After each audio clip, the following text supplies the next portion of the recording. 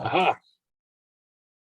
Okay, keep going. Keep someone All to right. do that. So, Well done. Great. hi, James.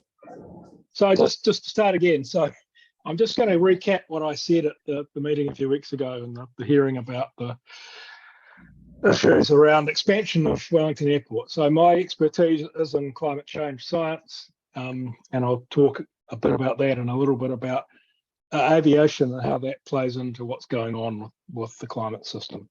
So just to start off, here's the problem. This is a graph of carbon dioxide concentrations in the atmosphere. Carbon dioxide is one of the key greenhouse gases that absorbs heat from the Earth's surface and re-radiates it. So it's like a blanket over the Earth. The more of this stuff in the air, the warmer the surface of the Earth has to get.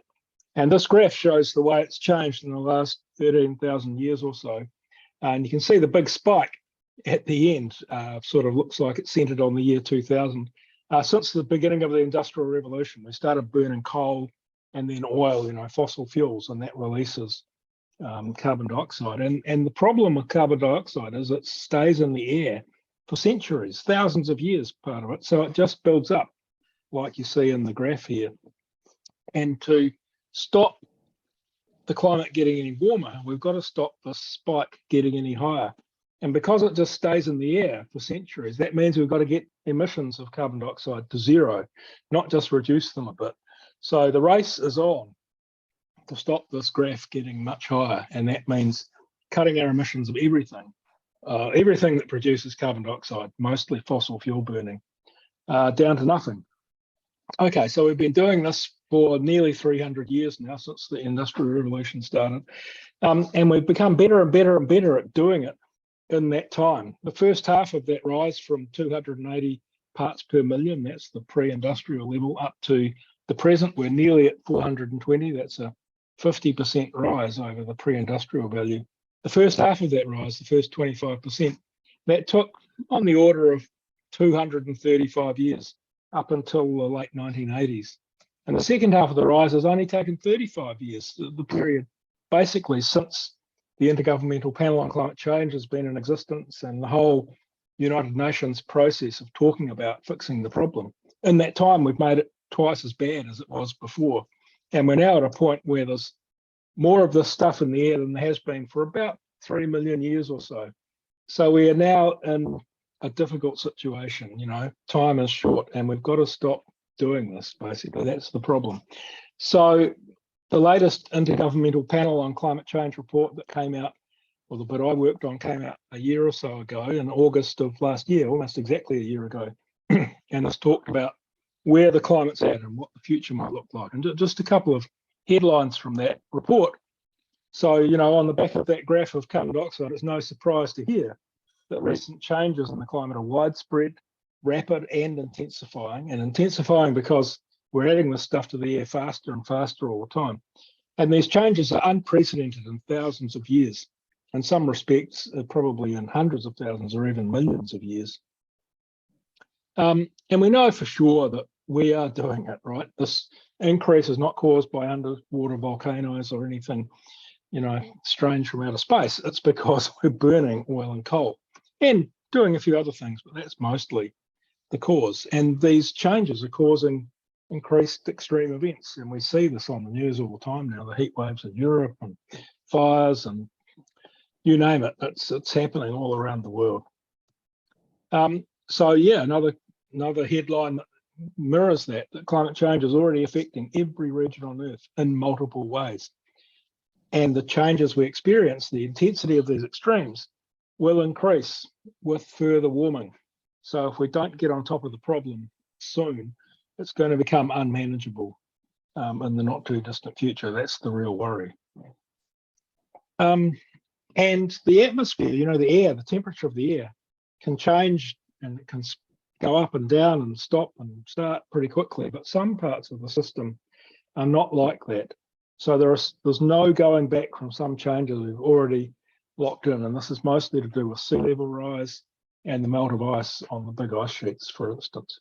But some changes could be stopped or slowed down or even stopped by stopping emitting greenhouse gases. And one of those things is the warming of the atmosphere. That could be knocked on the head almost immediately if we just get onto it.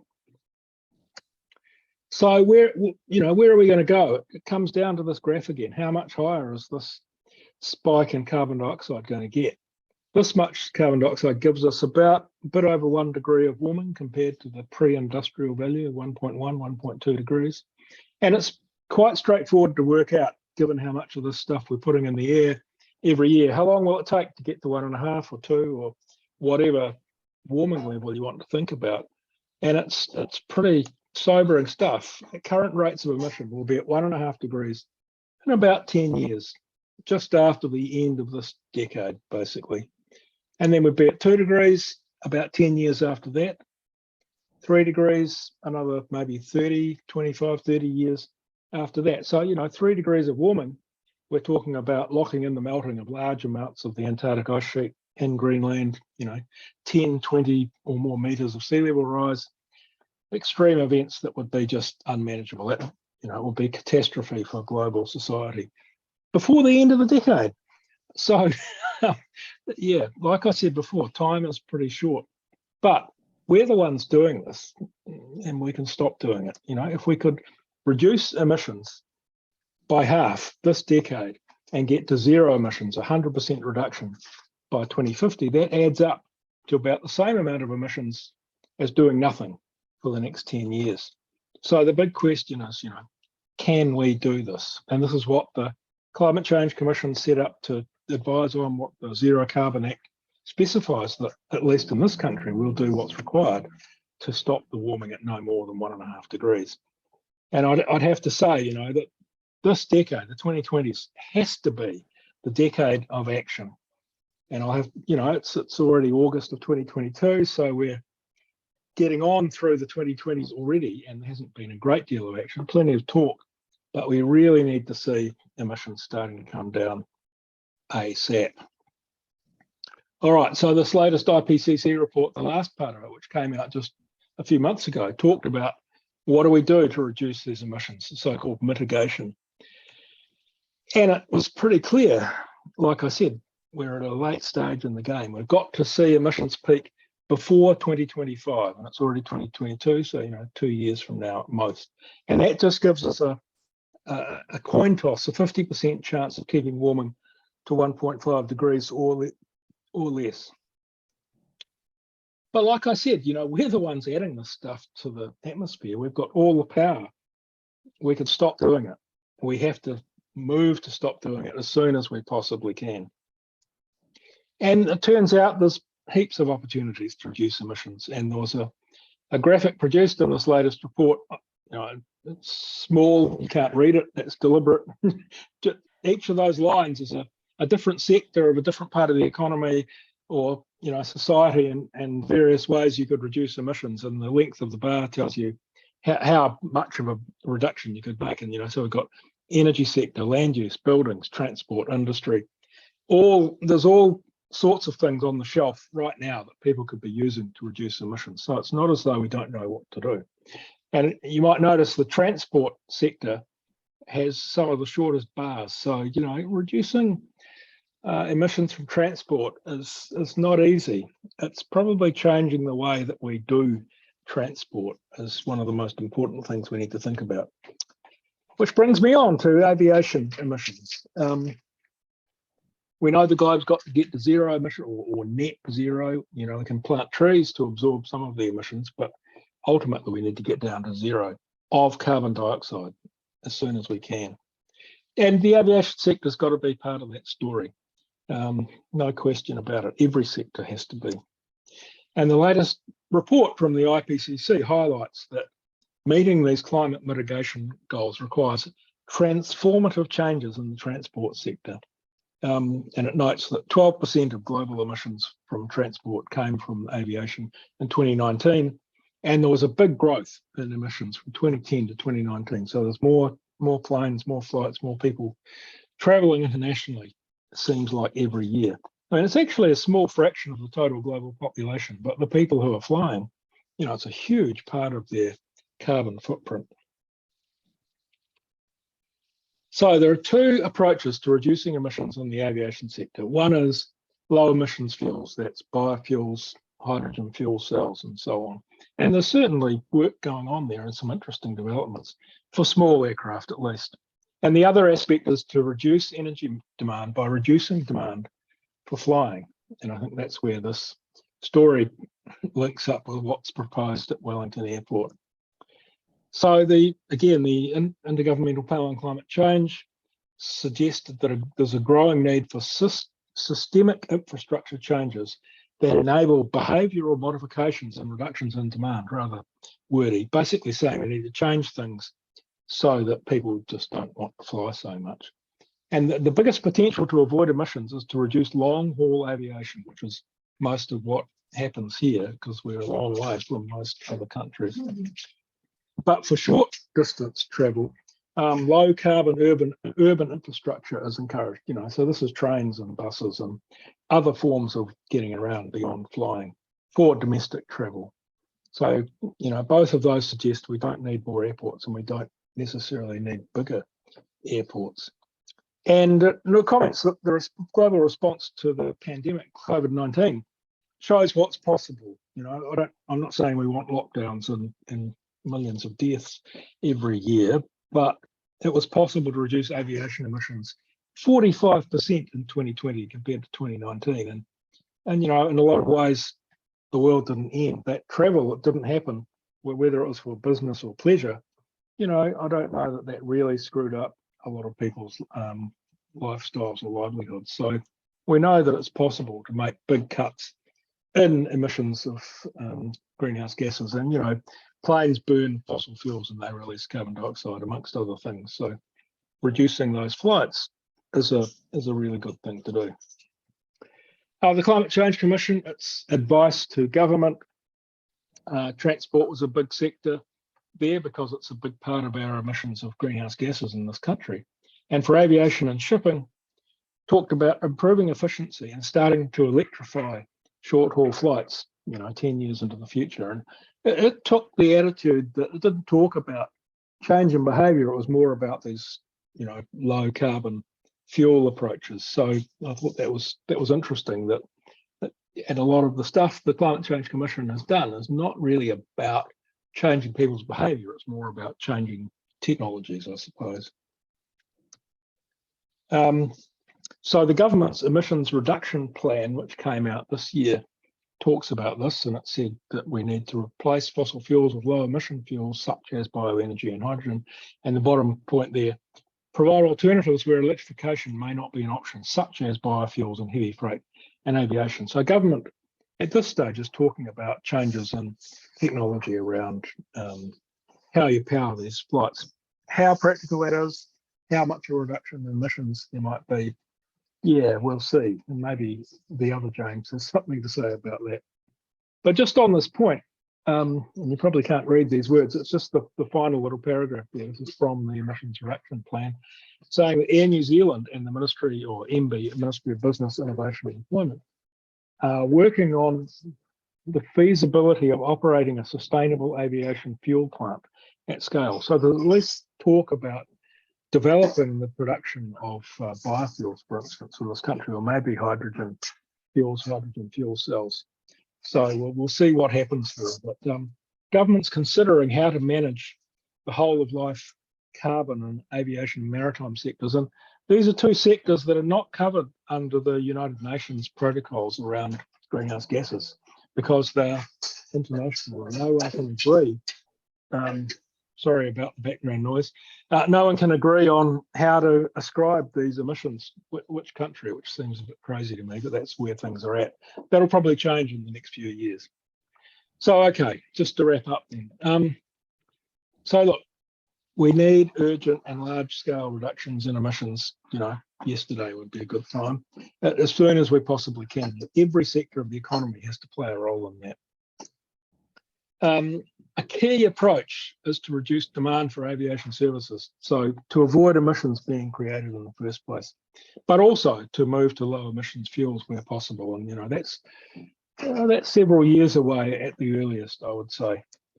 So the bottom line here is extending Wellington Airport, hoping to double passenger numbers over the next 20 years is, as far as I can see, it's the opposite of what's advised. to reduce the risks of climate change and to reduce the addition of greenhouse gases to the atmosphere from this transport sector, both domestically and globally. And that was my lot. So I shall stop the share. I don't know whether you want to have questions now or let the other James speak, and then we'll all talk about it. How do you want to do it? Maybe we go with Go with the other James. Okay, other James, that's great. Might even turn my camera off for a bit.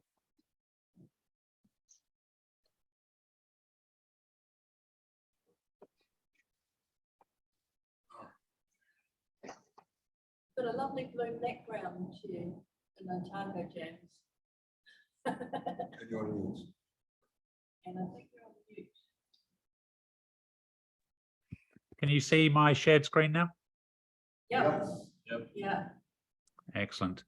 Well, kia ora koutou, thank you. And thank you, James, for your big picture contribution, which is so critical.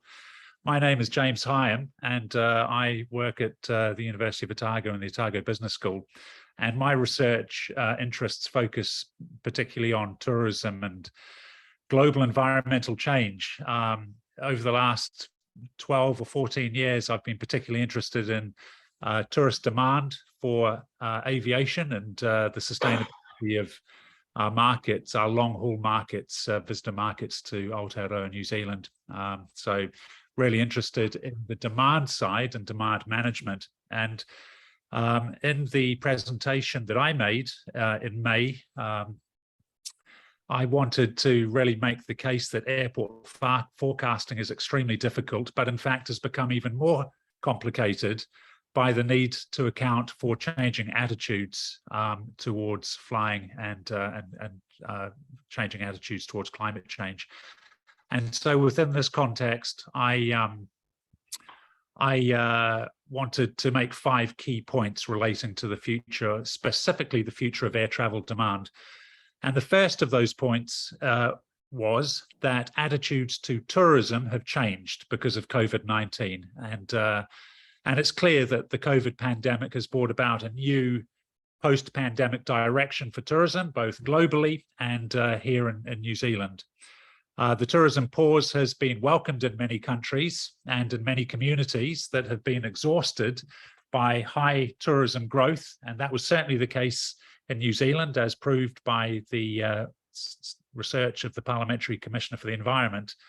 And it's clear that we're not going to return to high volume, high growth tourism, which is really, really relevant to future airport demand. So the government has expressed its interest in a new regenerative tourism paradigm, which will reshape all parts of the tourism system. The future will be defined more by market optimization as opposed to market maximization, which was the case in the past. And these new directions have been clearly stated and restated by the Minister for Tourism, who spoke at our Otago Tourism Policy School on the 25th of March this year and said, and I quote, "The status quo cannot, will not be the model for the direction of tourism. That much is clear. It is unsustainable, lacks resilience, and we will not go back to how it was." So the future of tourism will be based on managed demand, market optimization, sustainability, and resilience. We will not return to 3.5 million international visitors a year, and there will be no return to high growth tourism marketing that seeks to maximize our visitor markets. Domestic tourism, which is less dependent on air travel, certainly less dependent on medium and long haul air travel, is more open, obviously, to low carbon surface transportation modes, and this will also play a growing and important part in the visitor economy in the future. So my first key point was that attitudes to tourism and approaches to tourism have changed with the COVID pandemic. The second key point that I wanted to make is that attitudes to leisure travel that involves flying are also rapidly changing. So we find that flight shame, or flygskam in Swedish, is a movement that has actually become quite entrenched in many of our mature long-haul tourism markets, and attitudes towards unsustainable air travel is hardening in those markets as climate warnings become more and more alarming. So New Zealand's 100% Pure international marketing campaign has come under increasing scrutiny over the last few years, particularly over the last decade, but ever more so with the COVID pandemic. Our brand is now very high risk due to lack of climate action. And it is a further risk in the continuing absence of meaningful action on high carbon leisure air travel emissions. So we need to be really conscious of this, and I could speak about this at length, but in some of our European markets in particular, there are very hardening attitudes towards leisure, discretionary leisure air travel to long-haul destinations for relatively unimportant leisure reasons. The third point I wanted to make is that there are changing sentiments towards air travel within our public and private sector organizations. So prior to COVID, public sector organizations and businesses represented a very high proportion of both domestic and international air travel demand. But the government has now made it really clear that the public sector organizations have to decarbonize. Public institutions such as universities, and certainly the university that I work at, are now drivers of change. And in the past, they've been drivers of very high international air travel demand. But we've seen those emissions slashed due to the border closures. As the other James mentioned, 45% down in 2020 compared to 2019. So universities, amongst other public sector organizations, are putting in place new arrangements to ensure that there's no return to pre-COVID high institutional air travel emissions. At Otago, our emissions have, air travel emissions have gone down really, really sharply. And the university has recently announced a new ceiling on air travel, which will be a fraction of air travel and therefore emissions from 2019. Many public and private organizations are investing in information technologies and moving meetings online to avoid air travel, both costs and emissions associated with air travel. Many conferences are being moved online. So these public sector organizations are responding to government directions to radically reduce their air travel emissions. And of course, this is hugely relevant to demand forecasting for airports such as Wellington. The fourth point I wanted to make is that policy interventions to reduce high carbon air travel are inevitable. At the global level, the International Civil Aviation Organization has consistently failed to stabilize or reduce high growth international aviation emissions over the last 30 plus years. Despite this, Paris 2015 charged ICAO with coming up with measures to address international air travel emissions. As James mentioned, it's very complicated. International air and maritime transportation is difficult to address in terms of allocating emissions to different countries. It's now widely recognized that global efforts to address aviation emissions have failed, and a range of policy interventions will be required at the national or regional level. The European Union's emissions trading scheme is an example of regional efforts to try and account for, in that case, domestic, intra-EU air travel.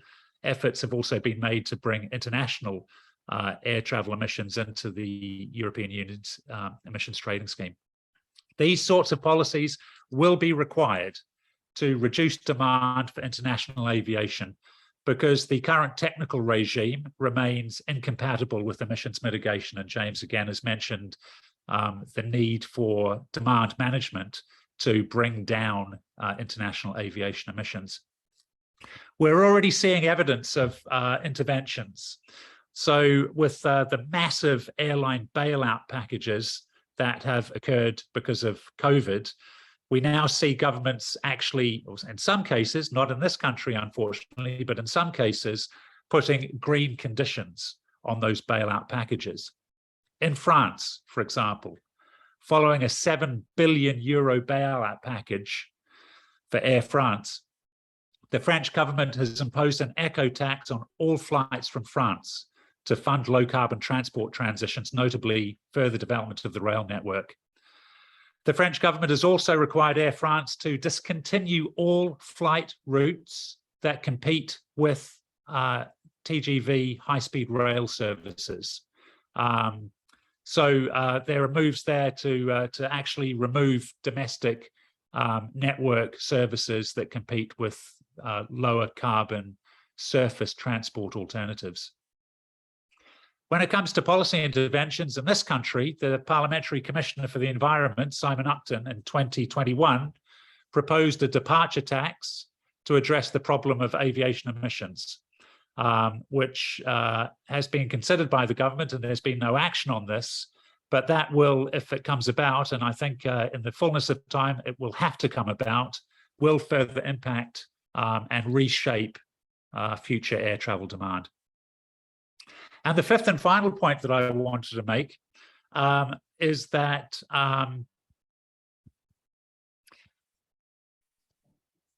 airlines are going to have to take responsibility for their emissions at some point in time.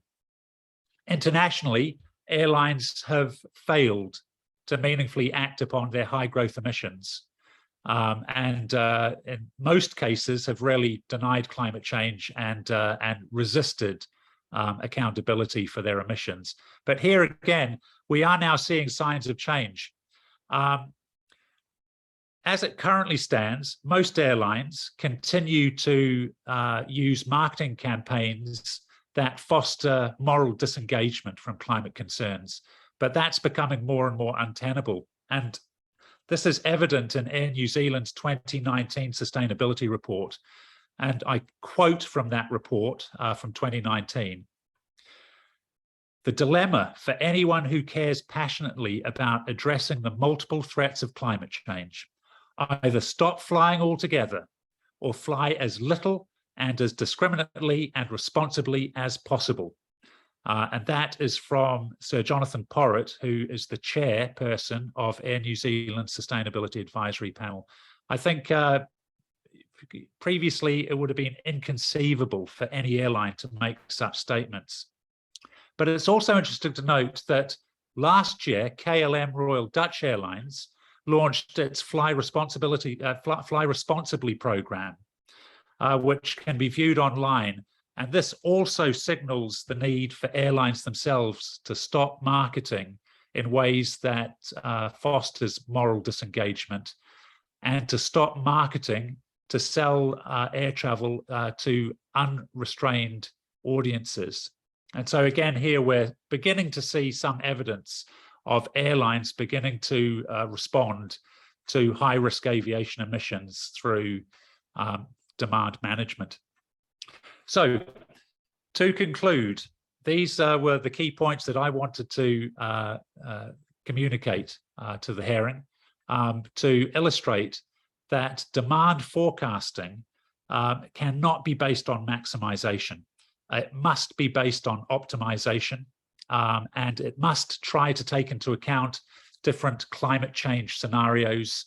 In doing so, it should also take into account the rapidly changing societal context, including changing attitudes to air travel, flight shame, changes in demand, possible policy interventions, possible changes in airline marketing, as well as I say, policy and regulation, which is going to have to come at some point. And given the warnings that James has mentioned, and the urgency of these changes taking place within this decade, and preferably within the 2025 timeframe, these changes are, I think, inevitable, and they will come, hopefully sooner rather than later. And these are considerations that, of course, should inform future airport developments, whether it's adding runways, as Auckland has wanted to do, whether it's extending runways or extending the footprint of airports, or in fact building entirely new airports, such as Christchurch International Airport Limited's proposal to build an entirely new airport in Taurus in central Otago. These considerations have to be taken into, have to be front of mind. So thank you very much. James? Okay. Thank you. I'll just switch off the recording so that just stop it. Stop recording. James.